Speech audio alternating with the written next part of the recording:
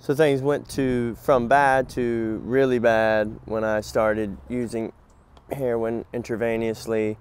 Obviously, it just required every minute of my time to feed my addiction, and just at this point, and able to not be sick. Because once you're at that threshold of addiction, you're no longer getting high. I would say it's all about not being sick. That's your fear, is being sick, because you just hate it, you despise it, and obviously the more you use, the worse sick you become.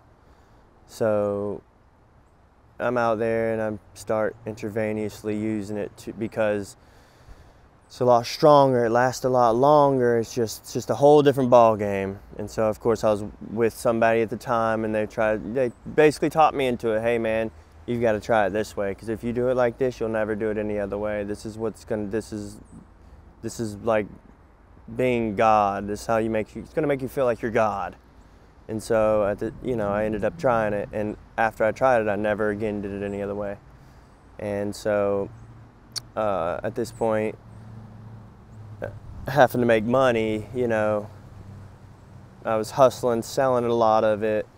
I knew a couple boys that were like in the Mexican cartel, running from the area I was born and raised in, and so they had a constant supply, and they would ask me to go to New Jersey with them, basically be a tester for them. And so we'd just make a 3-day trip basically there. I would test the stuff, basically tell them it's good, and then they would just get ridiculous amounts and then turn around and come back. And so having those two connects, and they were brothers, having those two connects was just bad, because now I have this constant connect of probably closest thing to pure as I've ever seen or came close to or anything.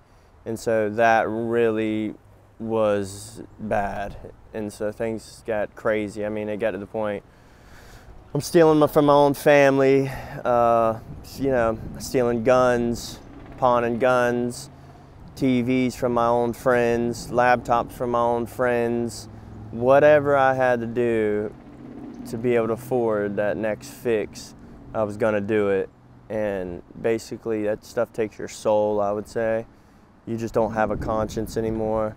It's gone. There's no right or wrong. You're just living to not be sick. You're living for this horrible addiction.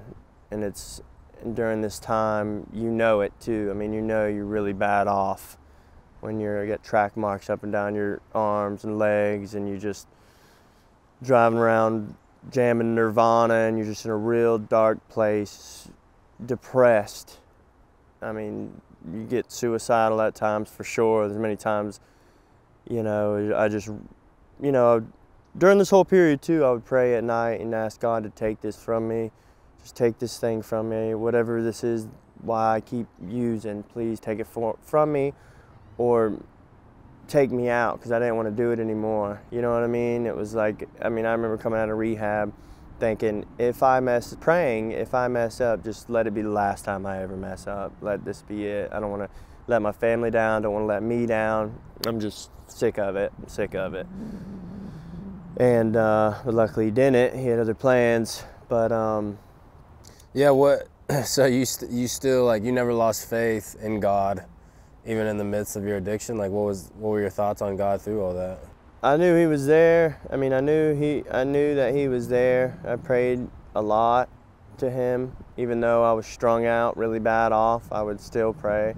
Even though I knew I was doing wrong, but I was sick, very sick. There would be times that I'd be crying out to him, driving in the car, begging basically him to take this thing from me on the way to get drugs. And then as soon as I get it, I would do them and then be laughing about the whole thing. It was a very sick addiction that, I had. And, but yeah, I knew he was there always.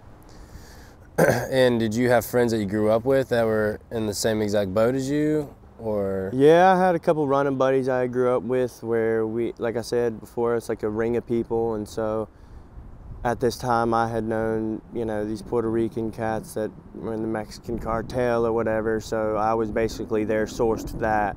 And so all day, my day consisted of getting them, you know what I mean? I would get a lump sum and then I would disperse it throughout, and that would be able to me afford another lump sum and then disperse it out.